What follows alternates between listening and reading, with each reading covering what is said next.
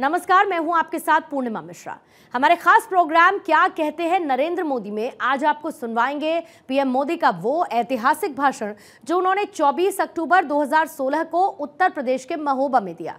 अपने भाषण में प्रधानमंत्री ने कहा कि अगर ईमानदारी से देश चलाने का तय करें तो देश चल सकता है। आज भी हमारे देश में ईमानदार लोग हैं, ईमानदार अफसर हैं, ईमानदार पुलिस वाले हैं। बस जरूरत होती है तो ईमानदार लोगों को ताकत देने की। ये वो धरती है जिसने महायोद्धाओं को जन्म दिया है। अलाउद्दीन, महाराजा छत्रसाल, लक्ष्मीबाई, जलकारी बाई, रानी दुर्गावती, न जाने कितने कितने नाम है। 1857 का स्वातंत्र संग्राम, आज जो हम आजादी की सांस ले रहे हैं, उसके लिए इसी धरती ने अपना खून बहाया था जो आज हमें सुख चैन की जिंदगी देता है। ये धरती अध्यात्म की भी धरती है। महर्षि वेदव्यास, महर्षि वाल्मीकि जी, गोस्वामी तुलसीदास जी और वर्तमान काल में मैथिली शरण गुप्त, वृंदावन लाल वर्मा, ये सभी महानुभावों की श्रृंखला, अनगिनत नाम। मैं आज इस धरती पर आया हूं, मैं इन सबको सादर नमन करता हूं, उनके आशीर्वाद की कामना करता हूं, ताकि हमें एक ऐसी शक्ति मिले जो इस बुंदेलखंड को, यहां के लोगों को मुसीबतों से मुक्ति दिलाएं, संकटों से उनको छुट्टी दिला दें। ऐसी हमें एक शक्ति मिले, ऐसे हमें आशीर्वाद मिले। भाइयों बहनों, मैं बहुत वर्षों तक गुजरात में मुख्यमंत्री के नाते कार्य देखता था। बुंदेलखंड में तो नदियां भी है। हमारे गुजरात में तो एक नर्मदा और तापी मैया के सिवाय पूरे गुजरात में नदियां नहीं, पानी नहीं। लेकिन तब हमने बीड़ा उठाया था, एक एक बूंद वर्षा का पानी बचाएंगे। नर्मदा का पानी जहां तक पहुंचे पहुंचाएंगे। सूखे में जिंदगी गुजारने वाला वो राज्य आज 15 साल के परिश्रम के बाद पानी के संकट से मुक्त हुआ है। भाइयों बहनों, आपको सुनाई देगा, ये मीडिया वालों को अपना काम करने दो भैया। आपको सुनाई देगा, अब मुझे देख लिया है, अब सुनाई देगा, चिंता मत कीजिए। आपका प्यार मेरी सर आंखों पर भैया।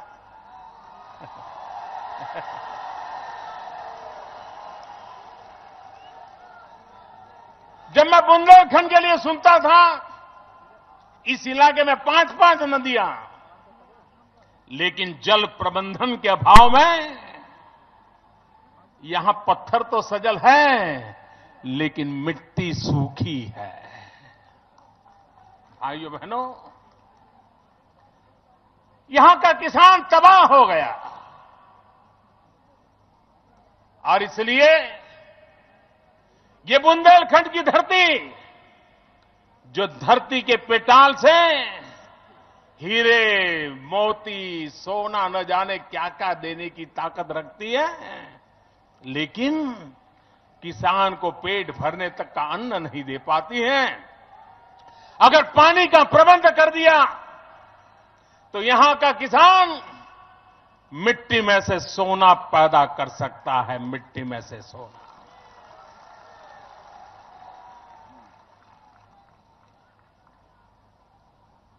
हमारी उमा जी के मार्गदर्शन में एक बड़ा अहम कार्यक्रम हमने हाथ में लिया है, जिसका लाभ यहां के पूरे क्षेत्र को मिलने वाला है। इसका सपना अटल बिहारी वाजपेयी जी ने देखा था, लेकिन बाद में ऐसे ऐसे लोग आए जिनको अपनी तो चिंता बहुत रहती है, लोगों की चिंता जरा भी नहीं रहती है। और वो योजना थी नदियों को जोड़ने की। हमारे देश में कई नदियां हैं जो बाढ़ के कारण पूरे इलाके को तबाह कर देती है, और कुछ नदियां ऐसी हैं कि वर्षा ऋतु जाने के 15 दिन महीने के बाद सूखी हो जाती है। अगर इन नदियों को जोड़ दिया जाए, जहां अधिक बाढ़ आती है वो पानी सूखी नदियों में पहुंचाया जाए, इन नदियों को जिंदा किया जाए, तो धरती के अंदर भी पानी उतरेगा, हमारे जो कुएं सूखे हैं उसमें भी पानी आएगा, और नदियां आने के बाद अगल बगल के इलाके में भी खेती के लिए सुलभता बढ़ जाएगी। और इसलिए अटल बिहारी वाजपेयी जी का एक सपना था, केन बेतवा, इन नदियों को जोड़ने का। उमा जी ने उस बीड़े को आगे बढ़ाया है, और मुझे विश्वास है उमा जी के नेतृत्व में ये काम होके रहेगा, और उसका परिणाम पूरे क्षेत्र को मिलने वाला है। हजारों करोड़ रुपए की लागत लगने वाली है। और जब मैं यहां आया था 2014 के चुनाव के समय क्षेत्र का मेरा भ्रमण हुआ था, और तब भी मैंने कहा था कि अगर बुंदेलखंड को पानी मिल जाए तो यहां के पानीदार लोग हैं जो यहां की जिंदगी बदलने की ताकत रखते हैं।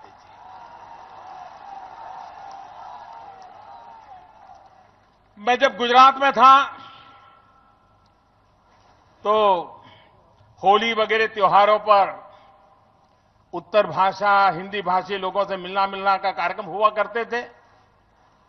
तो लोग मुझे मिलते थे, वो कहते थे, मैं पूछता था कहां से आए हो, तो कहते थे बुंदेलखंड से। ज्यादातर लोग बुंदेलखंड के गुजरात में रहते हैं। शायद कोई गांव ऐसा नहीं होगा जहां से एक आध दो परिवार गुजरात में जाकर बसे ना होंगे। तो मैं उनको पूछता था कि आप कौन से वाले बुंदेलखंड से हैं, मध्य प्रदेश वाला बुंदेलखंड कि उत्तर प्रदेश वाला? शुरू में पूछता था मैं, और सब लोग बताते थे नहीं साहब हम तो सब उत्तर प्रदेश वाले बुंदेलखंड के हैं।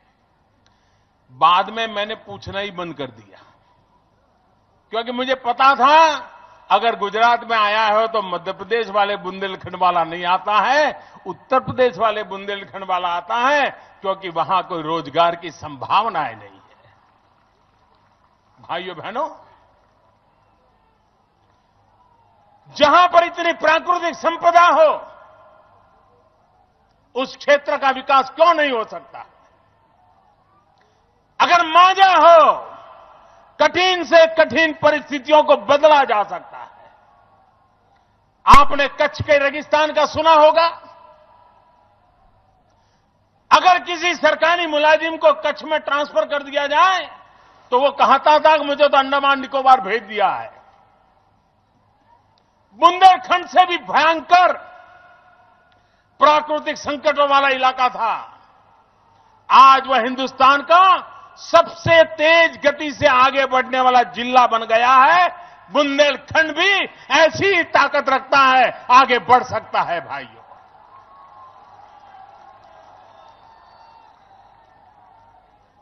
भाइयों, बहनों, उत्तर प्रदेश ने राजनीति बहुत देखी है।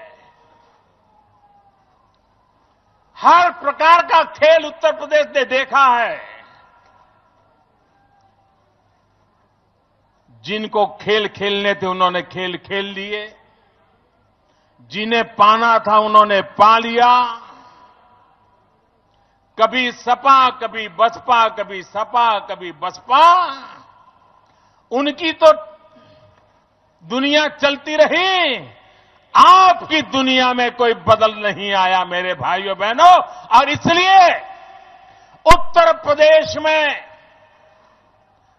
आने वाले 10 साल में उत्तर प्रदेश को हिंदुस्तान का उत्तम से उत्तम प्रदेश बनाने की अगर आपको इच्छा लगती है तो इन सपा बसपा के चक्कर से बाहर निकलिए भाइयों।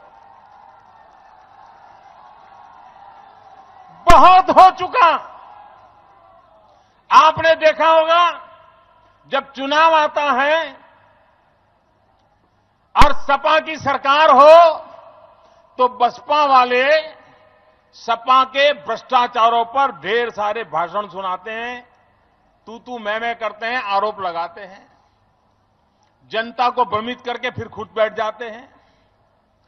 लेकिन क्या 5 साल बसपा वालों ने काम किया?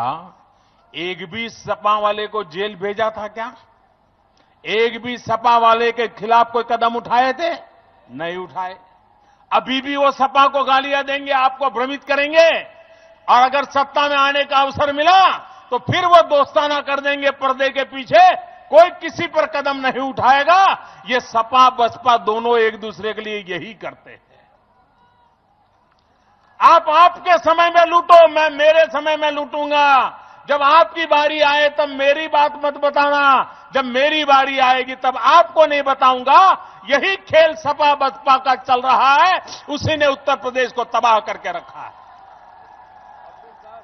उत्तर प्रदेश का भाग्य बदलना है तो सपा और बसपा के चक्कर से बाहर निकलिए भाइयों बहनों। आज आप देख रहे हैं सरकार के मुलाजिम तो वही है। 2014 के अखबार देख लीजिए भाइयों, सारे अखबार किस बात से भरे पड़े थे? इतने लाख करोड़ का घोटाला हुआ, इतना भ्रष्टाचार हुआ, हर दिन एक खबर आती थी। आज 2.5 साल से आपने मुझे बिठाया है, एक खबर आपने भ्रष्टाचार की सुनी है क्या? एक खबर सुनी है क्या? कहीं कान पे भनक आई है क्या? अगर ईमानदारी से देश चलाने का तय करे तो देश चल सकता है। आज भी देश में ईमानदार लोग हैं, आज भी देश में ईमानदार बाबू लोग हैं, आज भी देश में ईमानदार अफसर लोग हैं, आज भी देश में ईमानदार पुलिस वाले हैं। ताकत जरूरत होती है ईमानदार लोगों को ताकत देने की, और देश में ईमानदारी आ सकती है। इसलिए भाइयों बहनों मैं कहना चाहता हूं, उत्तर प्रदेश में ये जो बेईमानी का खेल चला है, उस खेल से उत्तर प्रदेश को बचाना है। भाइयों बहनों, इस चुनाव में उत्तर प्रदेश का चित्र बहुत साफ है, बहुत साफ है। आज इस बार उत्तर प्रदेश के मतदाताओं को जैसे लोकसभा के चुनाव में कोई दुविधा नहीं थी, साफ साफ था कि दूध का दूध और पानी का पानी में फर्क क्या होता है, काला क्या होता है, सफेद क्या होता है, साफ दिखाई दिया था। और उत्तर प्रदेश की जनता ने हिंदुस्तान को सबसे बड़ी मदद की पूर्ण बहुमत वाली सरकार बनाने में। उत्तर प्रदेश नागरिकों ने भांप लिया था कि अगर यही खेल चलता रहा तो देश बर्बाद हो जाएगा, अगर बदलाव लाना है तो 100% लाना चाहिए। और उत्तर प्रदेश ने ऐसी ताकत दिखाई, ऐसी ताकत दिया, दिल्ली के अंदर 100% बदलाव आया।